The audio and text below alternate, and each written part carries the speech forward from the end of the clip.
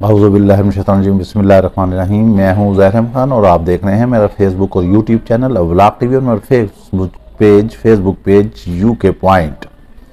आज मुल्क की तारीख में पहली दफ़ा सियासी हालात इतने परागंदा हो चुके हैं कि दिल खून के आंसू रोता है। हालात को देखो तो आंखें फटी रह जाती हैं, जुबान गंग हो जाती है। हक की आवाज़ कोई नहीं बुलंद कर सकता। जो भी सच आवाज़ है उसको सलब किया जा रहा है, उसको बंद किया जा रहा है, गला घोंटा जा रहा है।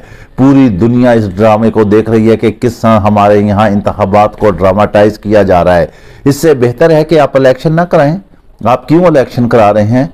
करोड़ों अरबों रुपए आप इलेक्शन पर जो है खर्च करेंगे, जब प्री पोल रिगिंग ही आपने करनी है, जब आपने मुखालफिन को मैदान में उतरने ही नहीं देना है, जब आपने उनसे इंतखाबी निशानात छीन लेने हैं, जब उन्हें तकारीर करने ही नहीं देनी, जब उन्हें अवाम के पास जाने ही नहीं देना, तो आप फैसला कर लें।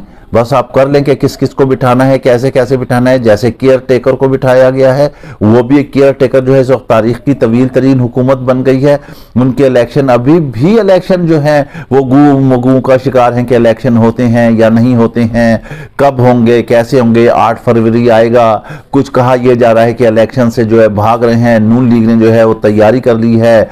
फजल रहमान को वैसे ही बर्फ नजर आ रहा है। पीपल्स पार्टी के मामलात हैं, मगर जरदारी हमने आपको बता दिया है कि जरदारी इन सबको गुच्चा देगा। और जरदारी बहुत तेज तरीन आदमी है, इनकी सियासत कहीं पीछे रह जाती है। लेकिन वो भी इस वक्त इमरान खान से बहुत बड़ा सियासतदान नहीं है। इमरान खान ने जो तुरप के पत्ते जेल में बैठकर खेले हैं, इनके वहमो गुमान में भी नहीं था। देखें, वो डटा रहा। उसने कहा था कि मैं सच्चा हूं। अल्लाह ताला के हाथ में जिंदगी और मौत है। ये मौत का खौफ आप अपने दिलों से निकाल दें। मैं इस सच की खातिर अगर जान की कुर्बानी देना पड़ी तो मैं जान की कुर्बानी दे जाऊंगा, यानी कि फांसी का फंदा वो झूल जाऊंगा। और इसको साबित करते हुए वो लीडर है, उसमें लीडराना सलाहियतें हैं। वो कायदे आजम के बाद एक वाहिद लीडर है। कायदे आजम ने हमें आज़ादी दिलाई है, जबकि इमरान खान हकीकी आज़ादी हमें दिलाएंगे।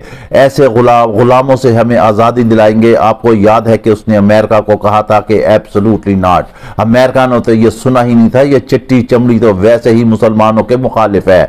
आप फलस्तीन में देख लें कि वहां फलस्तीनियों का क्या हाल किया है। यमन है जिसने एकदम सर उठाया, जहां पर 14 ममालिक चढ़ दौड़े थे हमला करने के लिए, लेकिन उसने जब वापस हमले किए, इनके बहरी बेड़े अरबों के तबाह किए, तो अमेरिका भी पीछे हट गया, इसराइल भी पीछे हट गया।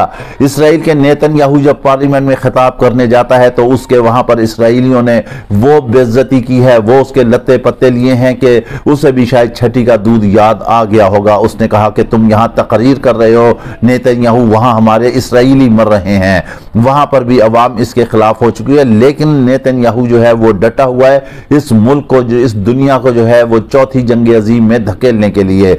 आपको शायद मालूम होगा पिछले दिनों जिस वक्त अमेरिका ने एक मिसाइल छोड़ा और उन्होंने कहा कि ये यमन का जहाज है जो सर्विलियंस जहाज था, लेकिन वो जहाज था रशिया का। चंद सेकंड का फासला था, अगर वो मिसाइल वहां लग जाता तो यकीनी तौर पर जो है जंग छिड़ जानी थी। और आपको मालूम है फिर रशिया ने पीछे नहीं हटना था। अब यमन के पीछे चाहे जो कुछ भी हो, ईरान भी पीछे है, इधर तुर्की भी आने के लिए तैयार है, सऊदी अरब अभी खामोश किरदार अदा कर रहा है, लेकिन अब अमेरिका इसराइल के पीछे हट रहा है। ऐसे चिट्टी चमड़ी वालों को जब इमरान खान ने जवाब दिया था एब्सोल्युटली नॉट का, तो उन्हें आग लग गई थी और फिर वहीं से उन्होंने जो है वो साजिश शुरू कर दी। और फिर साइफर का केस चला और फिर इमरान खान लड़ा। इमरान खान पहले दिन से कह रहा था कि ये साइफर का केस गलत है, और इसी तरह तोशा खाना का केस भी गलत है। गो के उस पर सेंचुरियां बनी हुई हैं मुकदमात की, लेकिन वो बरी होगी, वो बरी होगा। वो डटा हुआ है अपने मुकदमात के लिए, वो डटा हुआ है इंसाफ के लिए।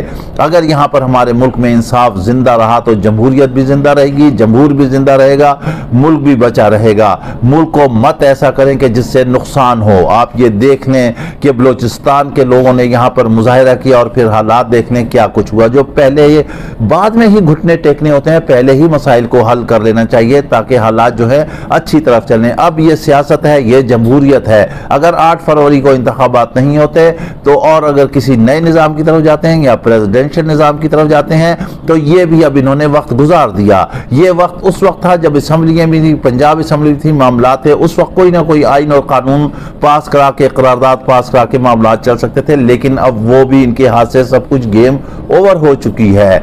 लिहाजा अब इसका एक ही हल है कि साफ और शफाफ इलेक्शन। इसके साथ ही हमें इजाजत दीजिए, अपना ख्याल रखिएगा। वीलॉग पसंद आए तो लाजमी लाइक और शेयर कीजिएगा। अल्लाह हाफिज।